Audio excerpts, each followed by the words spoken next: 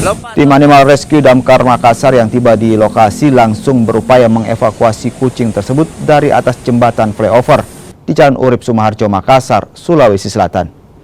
Dengan menggunakan tangga, tim damkar tidak butuh waktu lama menyelamatkan kucing tersebut. Diduga kucing tersebut dibuang sehingga terjebak di atas jembatan flyover. Hari ini kita ada laporan masuk dari salah satu warga yang kebetulan sering melintas di flyover lampu merah Kilo 4 Kota Makassar. Laporannya ada kucing yang terjebak. Saya tidak tahu kenapa bisa terjebak di flyover. Jelas dia berada di atas sudah 2 hari katanya. 2 hari. Ini berapa ekor bang yang dievakuasi di atas? Yang kita evakuasi ada 1 ekor anak kucing. 1 ekor anak kucing